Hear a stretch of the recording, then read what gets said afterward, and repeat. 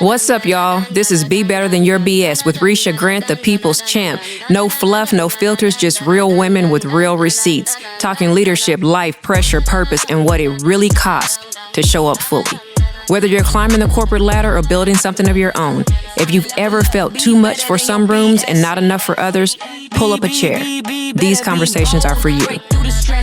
This is the Zerlo Network, powered by people who make it possible. What's up, y'all? It's your girl, Risha Grant, and I am super excited about this show because I am bringing somebody so special to me, to all of y'all. My mentor, my friend, Be Better Than Your BS. We are linking up with Dr. Colleen J. Payne, the powerhouse behind MCI Diagnostic Center, the largest accredited diagnostic lab in America. She started with one mobile unit and built it into a national giant, serving all 50 states and changing the way healthcare gets done. But Colleen isn't just building for herself. She's showing other entrepreneurs how to win too, teaching them how to navigate and secure government contracts so they can scale their businesses. A service-disabled, veteran-owned, and woman-owned business leader, she's proof that breaking barriers can open doors for everybody. So let's get into the pregame and see how it all began. First of all, Colleen, thank you so much for being here. It means everything to me. Absolutely. I wouldn't do it any other way. I have to tell y'all really quick, when I first met Colleen, she was winning this national award in Nashville. And I remember we were both, it was at a conference that I was going to, and I was like, oh my gosh, she is from Tulsa. She is from Tulsa. So I've got to meet this woman. And about, 2 or 3 weeks later, I said, would you be my mentor? And what did you say? I think I said probably no at that point. But because she was so persistent, we are now 20 years post in the making. And what a beautiful soul that she has turned out to be. And I just love her. Yeah, she's being nice, y'all. She was like, yeah, you don't need a mentor. Go out here and do this thing and come talk to me if you need to. So that's what that's what I did. So, Colleen, what's the first hustle you remember? Wow. What was the first hustle? You know what? I've had so many hustles in my lifetime. But I think when I started this company almost 30 years ago. My son is 29. I started this company when he was 6 months old. And honestly, I had no idea. But I would think that probably my first one was when I was in high school, which means I was 14, 15 years old because we got to work back then early. And one of the things that I did is I worked at an amusement park, and I was 14 years old, maybe 15. And I literally had all of the 40 and 50-year-old women reporting to me.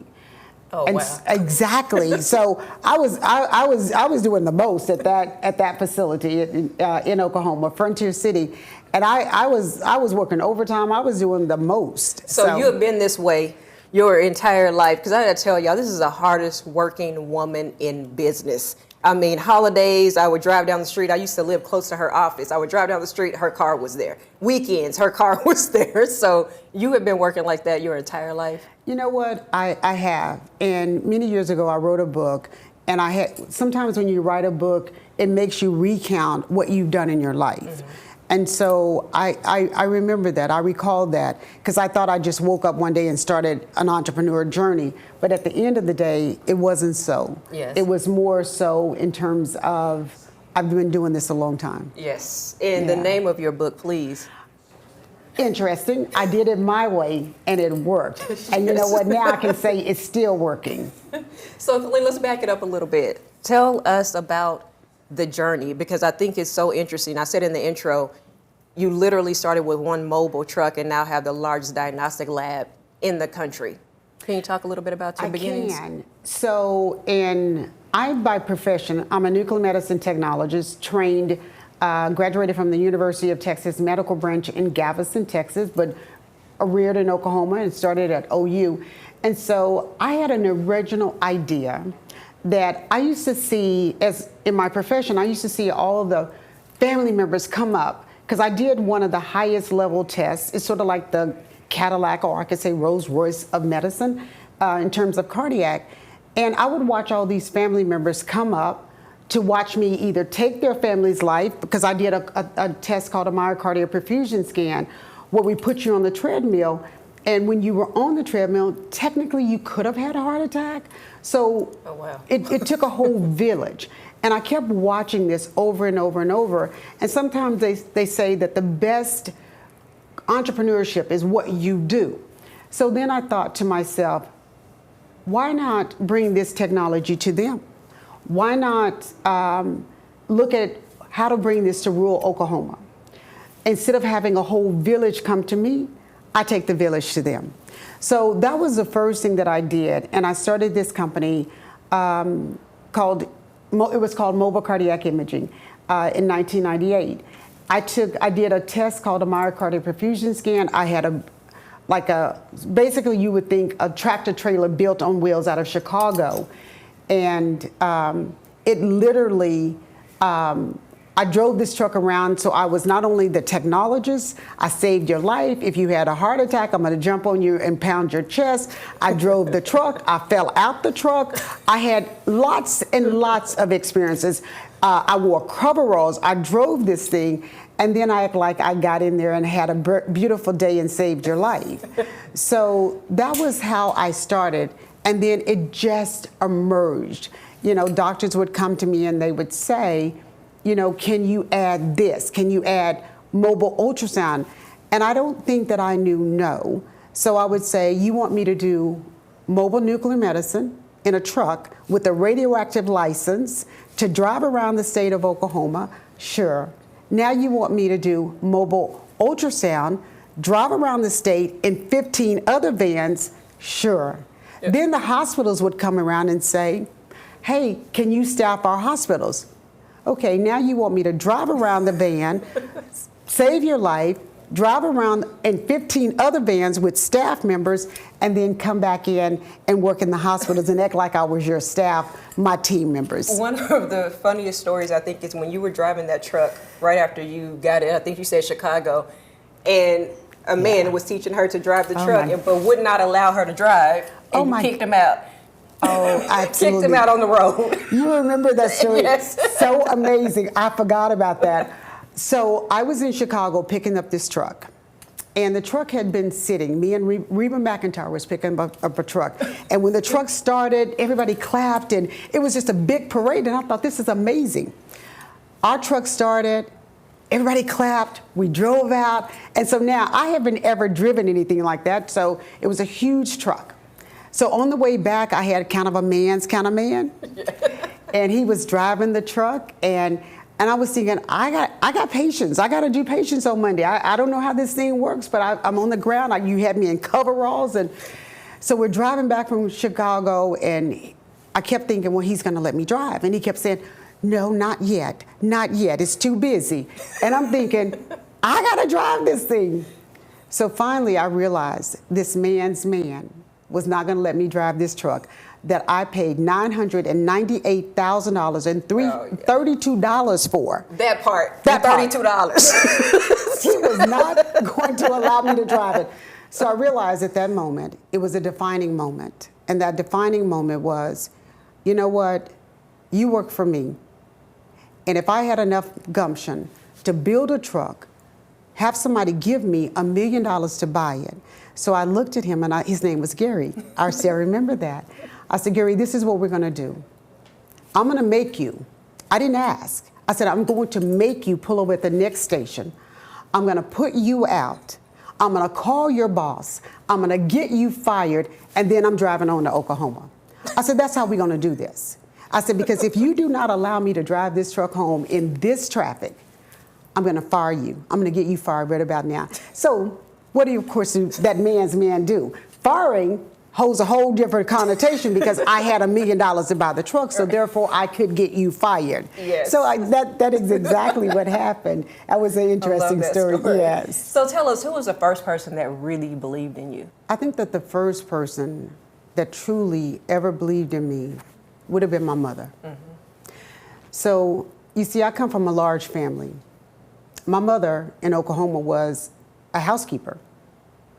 And this is a story that I probably have never ever told, but my mother was a housekeeper. She cleaned a lot of, not our families, she cleaned a lot of people's homes.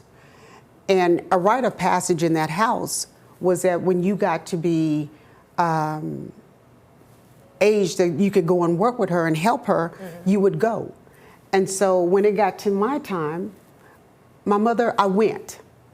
But see, just being truthful, I wasn't comfortable cleaning somebody else's house. Yeah. So my mother took me one a month, and I had the choice. You could go with your grandfather to cut yards, be outside, or you could come in and clean their homes. And so my mother made a decision for me not to do that. Okay. So now, Yes. right before my mother died, I had one question to ask her. And I said to my mother, why was it that you didn't have me clean those people's houses? And she said, because it would have changed who you were. Wow. That is powerful. Absolutely. That is powerful. And I think that she knew that. And I said, how did you know that? She said, I saw it. And so she said, I never made you clean their house. Fast forward, I don't know, 20 years, 30 years. I had a big house in Tulsa, and all my mother's sisters and brothers, her brother was sick. They all had to come to Tulsa. And I had a round couch, and all my mother's, it was about 7 of them, sitting on this round couch. It was a beautiful picture. And my housekeeper came in. And my housekeeper happened to be white. And my mother and her sisters, all 7 of them, sat on that couch, and they looked, and they said, never in my lifetime would I ever thought that I would see a white woman cleaning a black woman's home.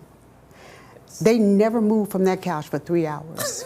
Just watch her clean. Just watching. Wow. So it was my mom. Absolutely love that. I love that. My grandmother was a maid as well, and I would go to work with her, and I felt the same way. Yeah. Felt the same way. It's so important that people believe in us and that we have a base. We will be right back. Want more of what you're watching? Watch us on Roku, Amazon Fire, or listen on Spotify, Amazon Music, and iHeartRadio, to name a few.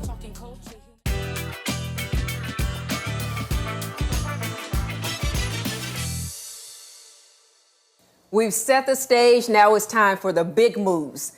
Let's dive into the plays that took her from mobile units to national labs. Colleen, what was the bold move, the one people thought was crazy that actually put you on the map? Wow, you know, I can't even pinpoint exactly the one.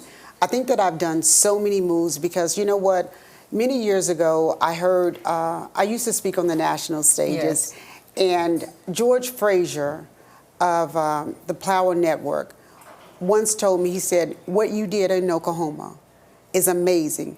He said, if you could do this in Oklahoma, just imagine what you could do in the nation. Yeah. And so that statement stayed with me because he was saying that because we live in Oklahoma, we lived in Oklahoma. Yes. The things that we had to do in that state to be successful as an African American were horrendous. But because we lived and was born there, we didn't see it as anything outside of what was normal. Right. So I think that that statement stayed with me. And he always said, every time he said, because like, I remember calling him once or emailing him, and he told me, he said, what you do is you turn your goals into gold.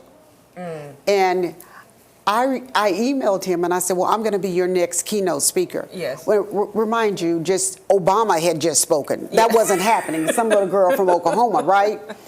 And so I think that I made so many bold moves with that, but that was the one statement that said, whatever I did in Oklahoma that was so amazing, I could take it on the national stage. Yes. And that was one of the things that took me. And, you know, and I've had a couple people. Bishop Carlton Pierce once told me what some little girl from Oklahoma is going to do is going to be life-changing. Yes. And right before he passed, I made it back to Oklahoma, and I sat with him for 7 hours, and I said, brother, listen to me. Listen to your best friend. Yeah. I said, what I'm doing in Dallas has been amazing. Now, I haven't sued the government for a lot of money. I want to get to that. Yeah. So I want to get to that. And he just said, your journey's not over.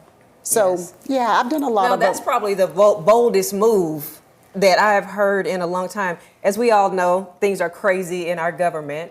And Colleen, again, owns the largest diagnostic lab, teaches people how to make their own money, right? Get their own coins through government contracting. And she sued the U.S. government for $1 billion. Yes, you heard that right, $1 billion. Tell us about that. Ooh. So, you know what? I have become very good at government contracting. So one of the biggest contracts that I won right before I left the state of Oklahoma is that I won a contract at that time. It was about $35 million. It was with the it was with the Department of Labor. I won every Job Corps in the nation to take care of the lives of every student coming into every Job Corps center. We had 125 locations in all 50 states because my competitors would always say, you know, she's some little company in Oklahoma, but actually that particular contract put me on the national stage. So I have decided, I learned government contracting. Being in the state of Oklahoma, we didn't have a lot of people that knew that, but I would get up and work from sun up to sundown and to read every humanly possible thing that I knew in government contract. So I became very good at government contracting. And right at the time that I won one of the largest contracts in the country for national, COVID hit. Yes. And so I became really, really good at government contracting. And that's where my journey started. Yeah, and you were killing it. And Colleen always tries to pull me along. And if you know anything about me, I've written the book, I've been on national stages internationally, and so much of it is thanks to this woman, because she's always telling me, you got to do this, you got to do this. So it's trying to get me into government contracting, and I have not wanted to do it. So she keeps she's like, you can be the only person selling toilet paper to the government. I'm like, I don't want to sell toilet paper to the government. Well, you know what? I would tell everyone, because like, I have no fear in terms of teaching people, because when I started to teach people government contracting, I didn't want to do that journey. And sometimes I still don't. But what I looked at was a lot of people on social media platforms, they might say, I won $100 million in contracts. But the truth is, you wrote $100 million in contracts for multiple people. Right. Did you orchestrate the contracts? Did you work the contracts? Did you do the contracts? Did you win the contracts? Oh, no, you didn't. So, you know, it was sort of like God kept telling me, I kept looking for somebody that could really teach. And then it was always so much that wasn't real with them. Yeah. So then I just decided that I would teach. And then the first time I tried, it was right after my husband passed. And my husband passed, and people would say on social media, oh my God, you look so sad. And I'm like, I am sad, but I'm still gonna teach you how to make $1 billion. What does that have to do with anything? And what people don't understand is that the government spends $84 million an hour on the hour. They are a consumer of all things and own nothing. So the government doesn't own the groceries. They don't make the food. They don't make anything. They buy, they consume everything. And so when I started showing up, it would be me in that room. I saw no one else that looked like me. I saw no one else that needed a lift up. And so I learned how to sue the government. I learned how to do a lot of amazing things, because I can sue the government in about 2 seconds and make you stop any contract in the world. And she says it with a smile. With a smile. With a smile. The government may not like this when they see your show. Maybe not. But it's true. It's true. Maybe Anyone not. can do what I did. The government has rules that they abide by. And our company is a service-disabled, veteran-owned minority company, woman-owned, HUBZone, and a lot of other things. Right. So those designations still work, although our administration wants to tell us that this is about DEI, when it is not. Yes. It is about, like, we operate in the DBE space. So the veteran space is amazing. So there's a lot of things that I think that we need to be in that room. We need to be able to have those conversations, because $84 million an hour, every hour on the hour. And you can sell anything. You can sell you can sell your speaking, you can sell your teaching.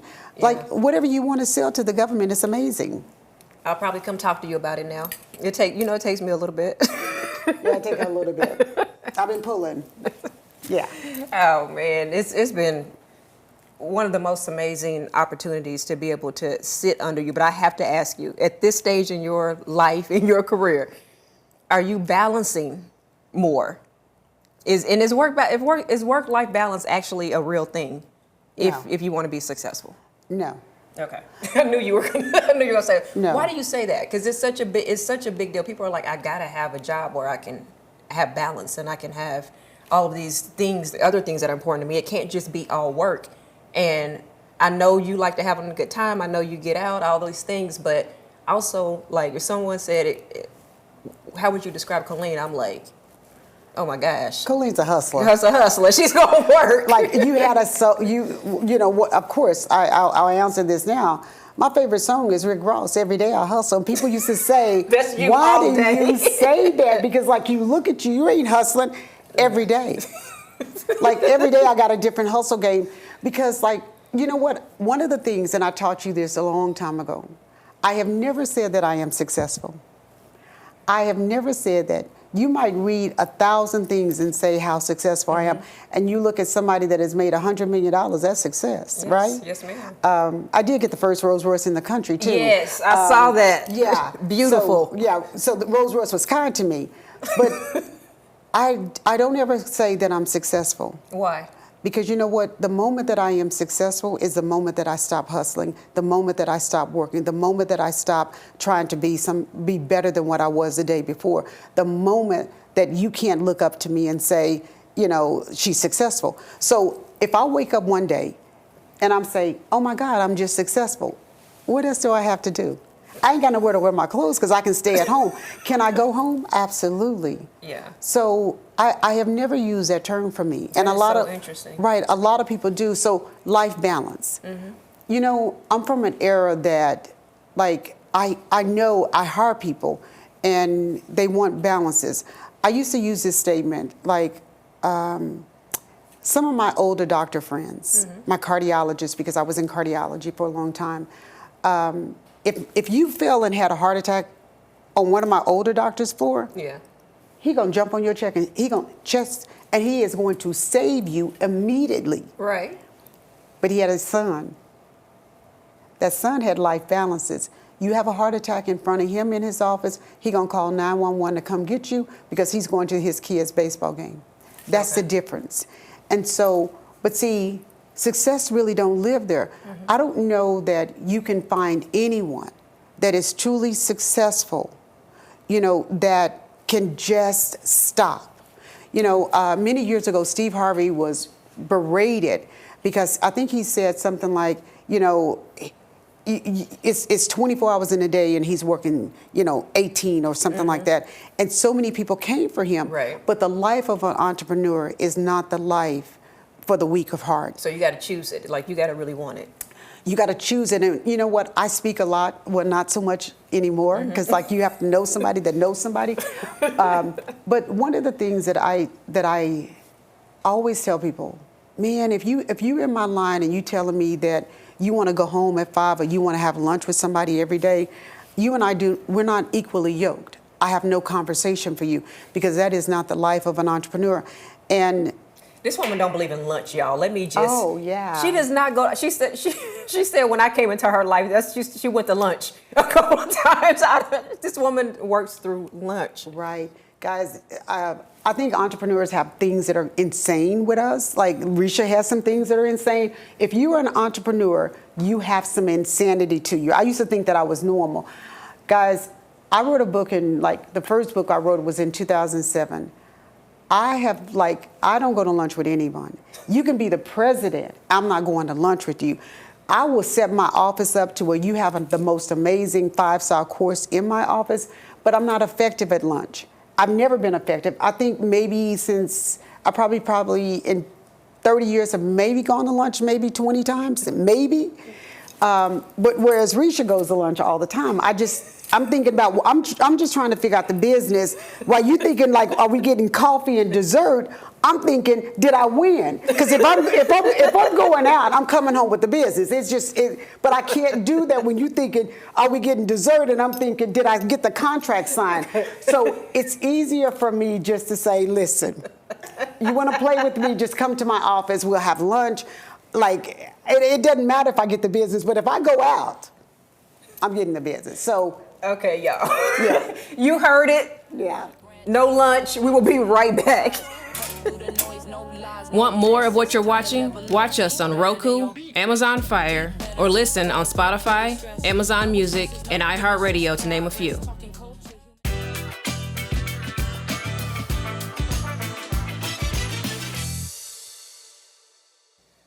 So as y'all can hear, she has built the empire, but the lessons learned have never been easy.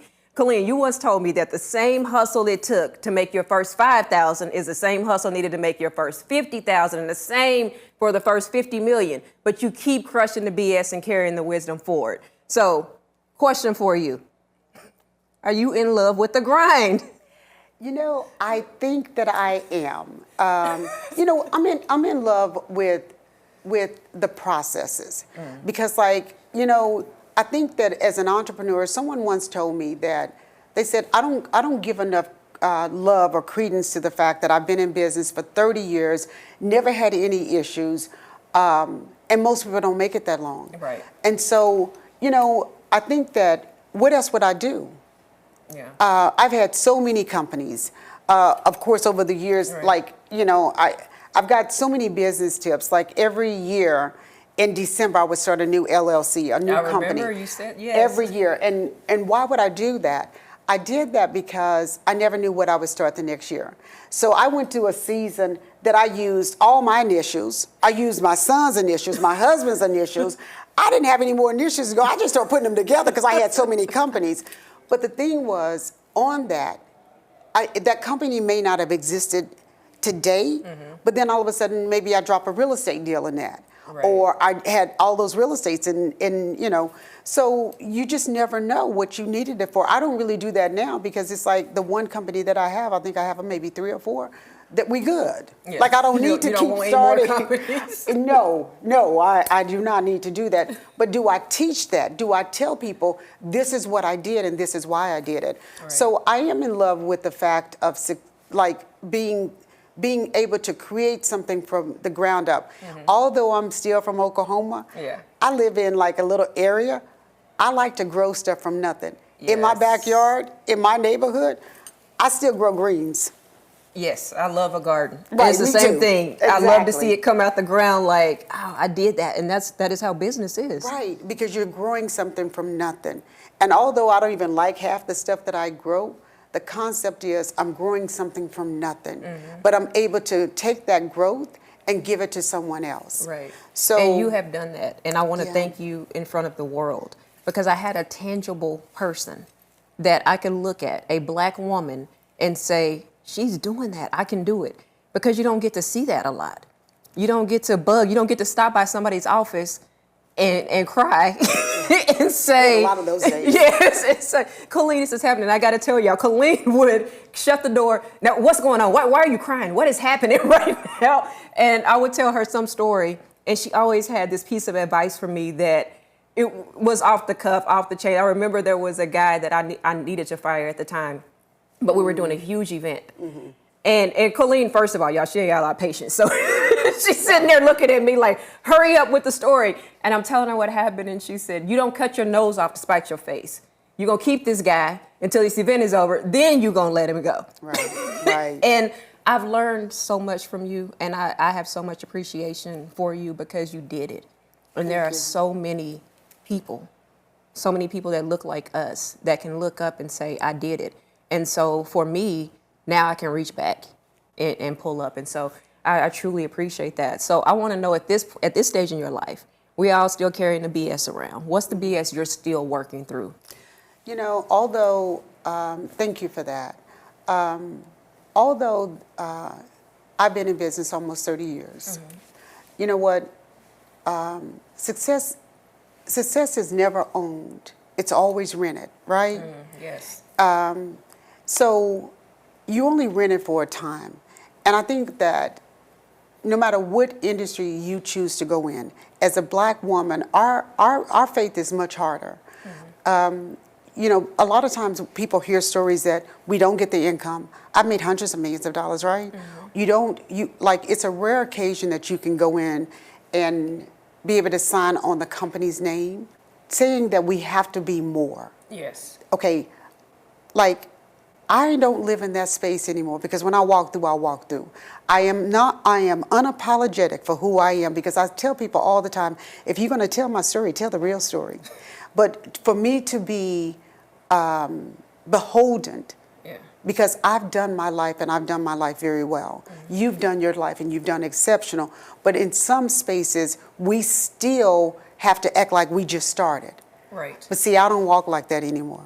So you may not like the walk that I do, but I'm not walking in wounded. And Yes. sometimes Oh, we my as gosh. African American women, no matter what you've done and the level of success that you've had, we still walk wounded. We walk as if we don't have the ability to stand up. But see, I don't do that anymore. Wow. I have paid the cost, and I have paid the cost to be who I am. Right. So I no longer walk in a wounded space. I understand that I used to do this thing when I first started my company, that coming in, I would always try to figure out, I'm talking about medicine, and I'm trying to figure out, like, women and black women go with money. Everybody Right. in this world goes with money. And so I can immediately sit at a table and see who got the most money, right? And if men are there, it's really easy. We throw men off. Women throw men off. Right. Because see, I can say some things that you going like, did she just say that? Yeah, Right. I did. So it is the man that talks the most at the table that got the most money. But it's the man that is quietest at the table that controls the money. I love it. I hope y'all picked that up. Right. I hope y'all say it again for the people in the back. So the man that talks the most has the money.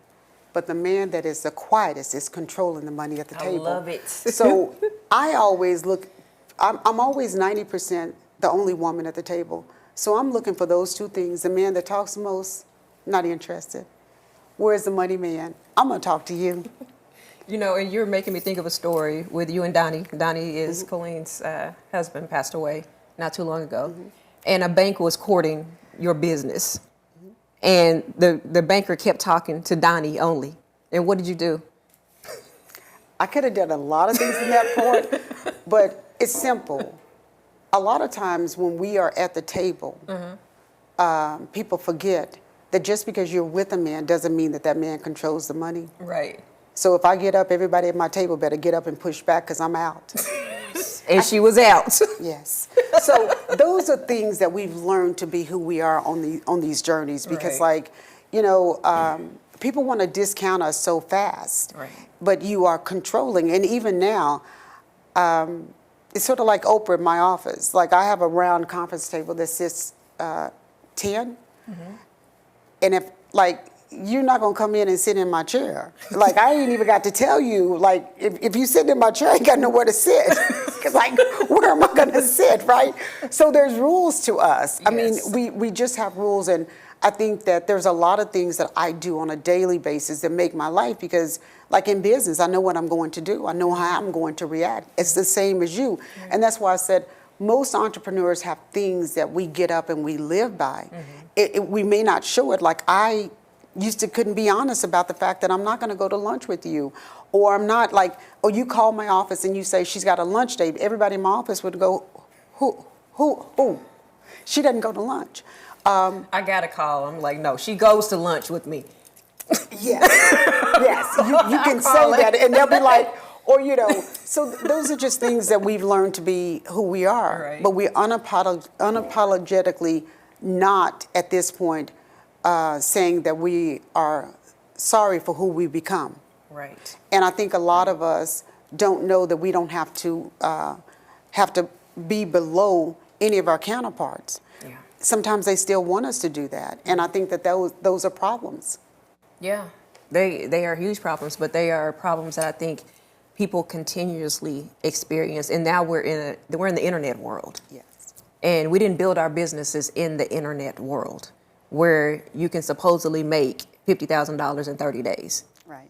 And so how do you balance, and we only got a couple of minutes here, but Is there a balance between the old way of doing business, like I get out and talk to people, and how we do this online? You What do you know, believe?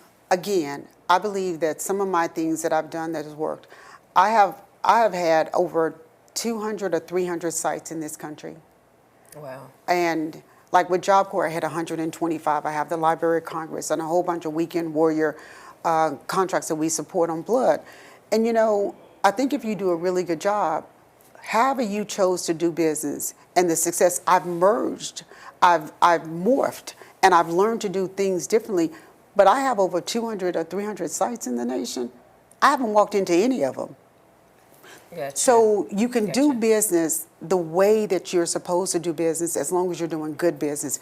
And you don't get to be in business for 30 years without doing good business. Right. Now, do I have to change and do I have to morph and do I have to like pivot? Absolutely. Every so many years, I mean, early on, I was a mobile company. Then I was a mobile echo company. Then I was a staffing. So your business, in order for you to stick around, and but to do generational wealth, you have to pivot. You 100% have to pivot that business every couple of years. And you know what? I do the same thing now. I'm in a big pivot now. So I think that those are the things that make us successful. Those are the things that make you a lasting business.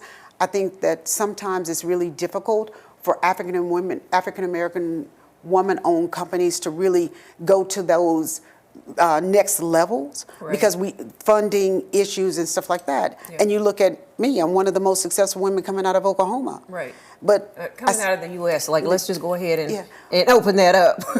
It's not just Oklahoma. But the thing is that we still have those things that don't allow us to go to where my company is. Maybe I should have been the third largest, you know. Yeah. But a lot of times you're not fighting issues, they're fighting us. Right. So, yeah. The word there was pivot, and it's so difficult for us to pivot a lot of times. You know, it's scary. It feels like we're going off course. I'm in a major pivot. You're seeing me because I'm in a pivot right now. We're going to talk a little bit more about this when we come back. Want more of what you're watching? Watch us on Roku, Amazon Fire, or listen on Spotify, Amazon Music, and iHeartRadio, to name a few.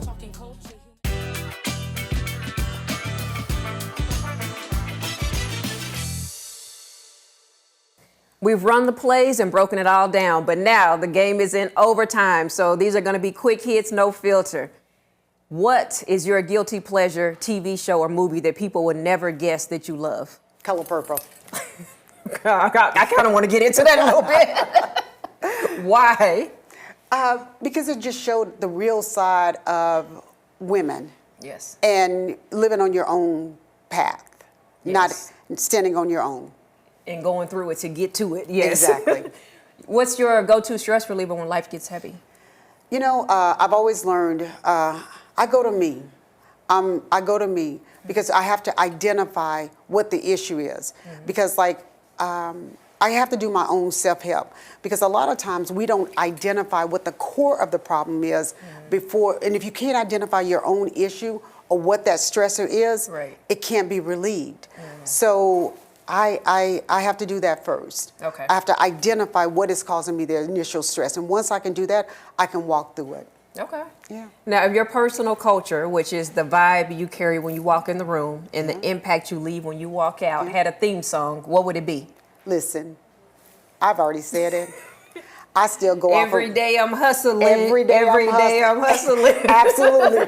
Rick Ross could just give me to be on his show, because, you know, people would always say to me, why do you still say that? Because that song has carried with me for almost maybe 15, 20 years. Yes. And because I don't think that we ever get off our hustle game. And the moment that you do, you're not thriving. So that's always my theme song. That's very true. Now you need to check out Motivation by T.I. Okay, I'll look. I'll hear, but I haven't heard it yet. It hadn't resonated with me because I'm still doing Rick Ross every day. I'm going to send it to you. Send it to me. What's the last thing that made you laugh so hard you cried?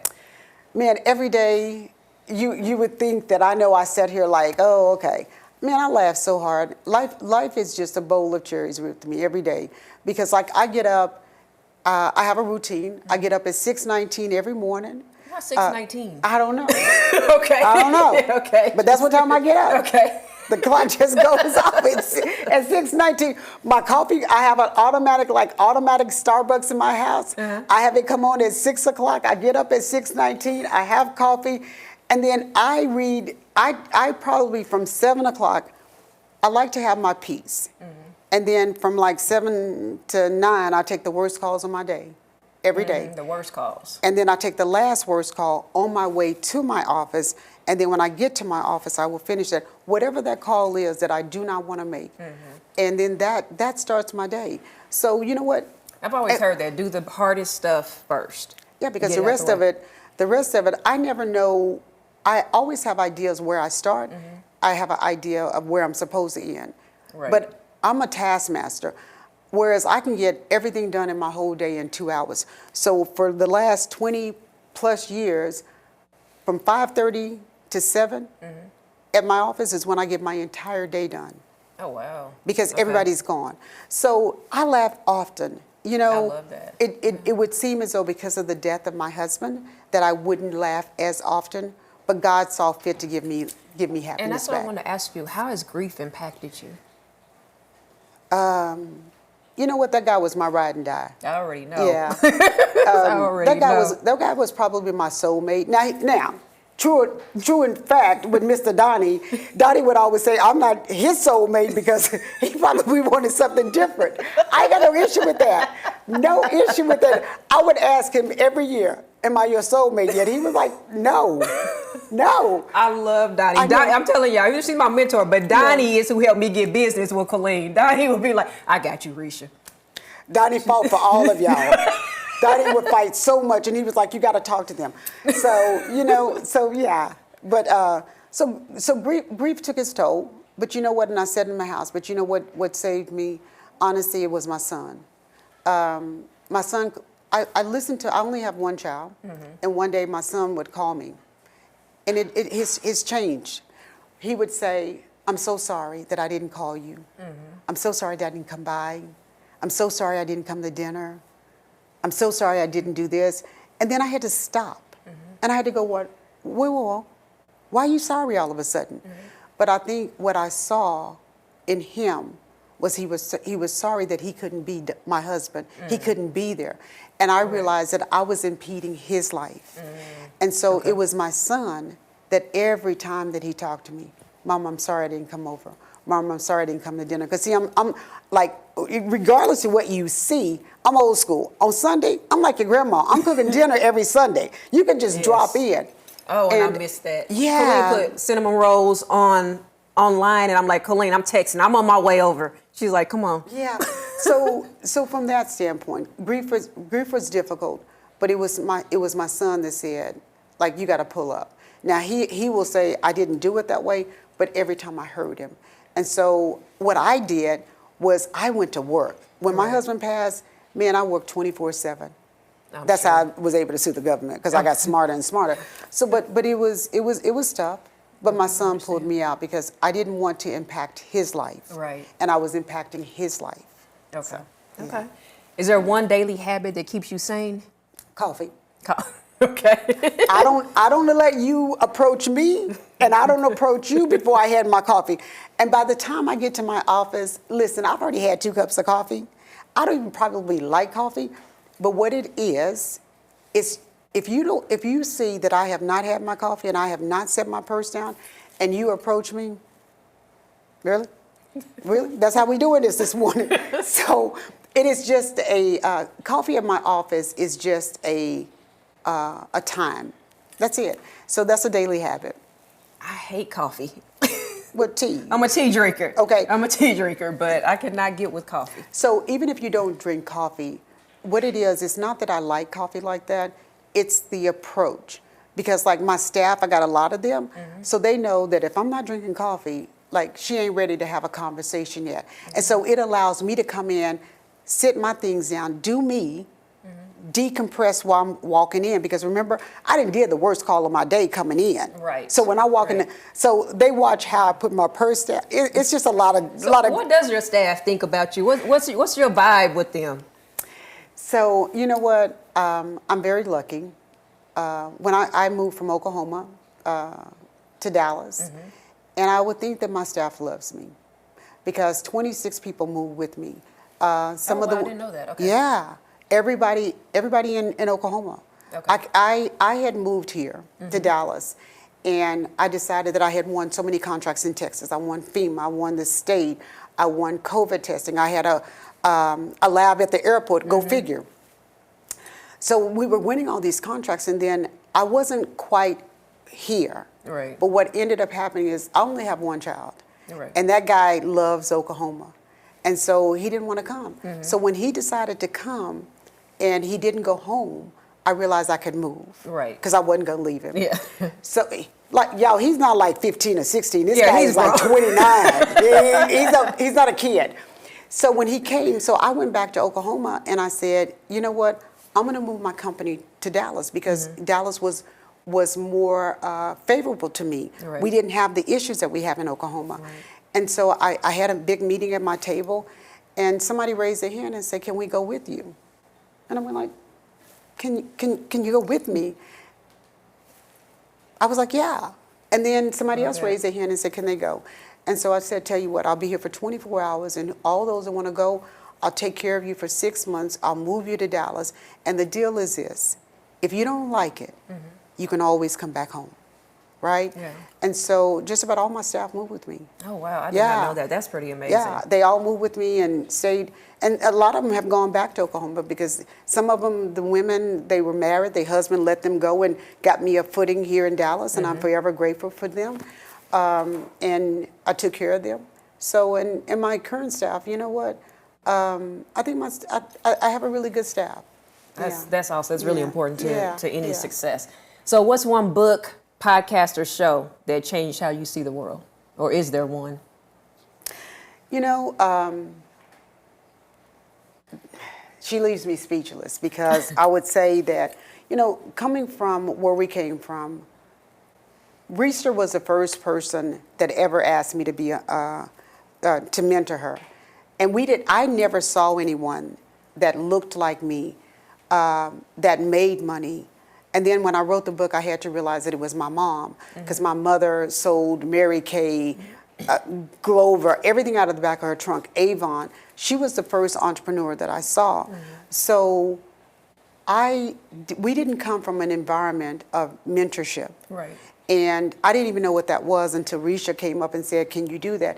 And she's right. I had a group of about 10 people that no matter when they came to my office, my door was always open for them because I believed in them and we had like synergies.